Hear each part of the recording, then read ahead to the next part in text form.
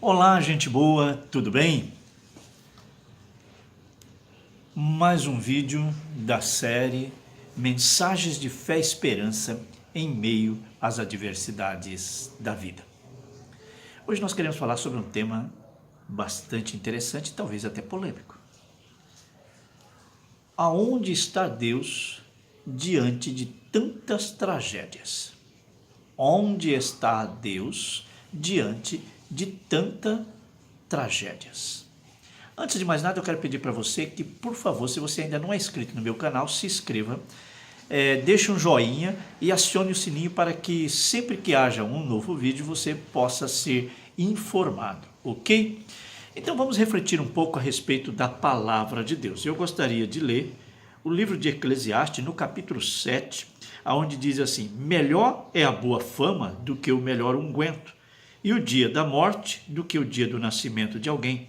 Melhor é ir à casa onde há luto do que ir à casa onde há banquete, porque ali se vê o fim de todos os homens, e os vivos o aplica no seu coração. Voltando ao tema, onde está Deus diante de tantas tragédias? É comum que nesses tempos que essas coisas estejam acontecendo, e a quantidade que tem acontecido nos últimos dias aqui no Brasil e também no mundo, ficamos sim a refletir e a pensar e ver muitas pessoas a fazer esse tipo de questionamento. Até pessoas que se dizem crédulas, ou seja, crentes em Cristo Jesus, e os ateus e os incrédulos que aproveitam esse tempo para poder tentar provar com esses argumentos de que não existe Deus. A primeira coisa que nós devemos refletir é que lá no início, quando Deus está falando a Adão e Eva, ele já diz que o pecado gera a morte. Ele diz: no dia que pecar, certamente morrereis. E a palavra de Deus nos afirma isso também no Novo Testamento. Jesus também, os livros dos evangelhos e das cartas apostólicas, como a carta de Paulo dos Romanos, fala que o pecado gera a morte. Portanto, essa é uma das consequências do pecado. Questionar aonde está Deus diante de tantas tragédias não é algo inteligente para aquele que tem conhecimento da palavra de Deus. Nós sabemos que Deus deu liberdade, livre-arbítrio ao homem. Por isso que o homem pode até mesmo pecar. Caso contrário, o homem não seria capaz de pecar, desobedecer a Deus. Se Deus fosse interferir em todo momento da vida humana, o homem não teria falhado, o homem não teria pecado, o homem não teria escolhido fazer aquilo que era desobediência a Deus. Deus não criou uma máquina, Deus criou um homem dotado de capacidade e inteligência, de também podendo discernir aquilo que ele quer, ou seja, fazer aquilo que ele quer fazer. O homem tem toda a liberdade. Então, desde o princípio, o homem teve essa liberdade. A Bíblia diz que o homem foi criado em imagem e semelhança de Deus. Portanto, nessa imagem e semelhança de Deus, o homem tinha liberdade de tomar as decisões e fazer aquilo que ele queria. Ele foi só instruído por Deus do que deveria ser feito e do que não deveria ser feito. E preferiu desobedecer e fazer aquilo que não podia. Quando nós falamos das tragédias, eu quero que você entenda o seguinte: onde está Deus? Deus está aí. Quem são os causadores das tragédias? Somos nós mesmos, os seres humanos. Veja bem, a de Brumadinho. Foi Deus que criou aquela situação? Não, foi os seres humanos que criaram. E na grande maioria das tragédias que nós temos vivenciado, você sempre vai ver que existe uma falha humana. É o homem falhando, é o homem errando o alvo, pecando. Ele está pecando tanto contra Deus, contra as pessoas. Quando uma pessoa pega uma arma e aciona um gatilho e atira em alguém e mata, onde está Deus nisso? Deus está na liberdade de ele escolher entre tirar a vida ou não. No princípio, a palavra de Deus já diz que Caim matou Abel. Portanto, as tragédias que nós temos presenciados significa que Deus não está presente, que Deus não está agindo, está. Haverá um tempo em que Deus tomará as rédeas da situação e julgará toda a humanidade. Todos vão prestar conta de tudo aquilo que fizeram, de bom ou de mal. Isso não tem escape. Agora eu quero te lembrar para você de uma historiazinha que eu ouvi há bastante tempo, que se encaixa perfeitamente nessa reflexão.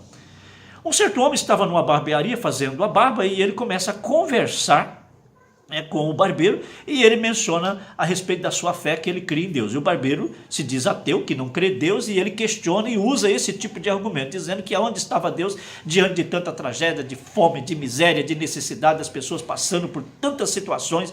E ele diz: se Deus existisse, não teria mortes de crianças inocentes, não havia fome, não havia miséria. E ele descarregou ali uma raiva tremenda, né, que até a pessoa que estava falando de Deus e estava ali como cliente dele, tirando a barba, ficou com medo, né, de que ali com tanta raiva ele pudesse até cometer um acidente e até feri-lo e feri-lo de morte.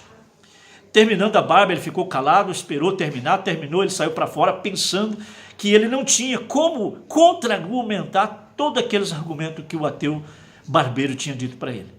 Mas ao sair para fora, ele se depara com um mendigo, cabeludo e barbudo, todo sujo. E ele volta para dentro e diz para ele, falou assim: olha, a partir de hoje, eu também não creio que barbeiro exista. E como que você não crê que barbeiro não existe? Eu estou aqui, eu acabei de fazer sua barba, como é que eu não existo? Falou: não existe barbeiro, porque se existisse barbeiro, não haveria ninguém barbudo e cabeludo do jeito que eu vi aquele senhor que está ali fora. O barbeiro saiu, deu uma olhada, falou: tá, mas ele está daquele jeito porque ele nunca veio até a mim para mim cortar o cabelo dele e rapá-lo a sua barba. E aí o homem usou esse argumento e disse, falou: poxa, é bem aí que eu queria ter chegado. Essas pessoas que estão passando por todas essas situações, elas também não procuraram Deus, não buscaram o Senhor. Amados, reflitamos. Eu quero que você entenda o seguinte: Deus está no controle de toda a história, da minha e da sua história. Agora a palavra de Deus diz que Deus não tem prazer na morte do ímpio, mas ele tem prazer na morte do justo. O texto que nós acabamos de ler aqui diz: melhor é ir na casa onde há luto do que ir na casa onde há banquete, porque ali se vê o fim de todos os homens, e os vivos o aplicam ao seu coração. Muitas coisas acontecem para que nós possamos corrigir, porque senão nós não corrigimos os nossos erros. É lógico que muitos inocentes pagam pelos nossos erros. E é isso que a gente não consegue enxergar. É isso que nós não conseguimos enxergar. E quando acontece essa tragédia, a pressão social sobre tudo e sobre todos leva muitos outros a colocarem a barba de molho e corrigir muitas coisas erradas que estão fazendo. E aí sim vai o refrigério e o livramento de outros que poderiam sofrer a mesma situação. Antes que isso aconteça, as pessoas acham que nunca vai acontecer com elas. Mas depois que acontece, todos nós refletimos que estamos sujeitos a tudo isso. Portanto, há muito mais reflexão na morte do que na festa. Vamos pensar um pouco. Que Deus te abençoe. Um shalom para você. E não se esqueça de se inscrever no meu canal, deixar um joinha e acionar o sininho. Fique com Deus.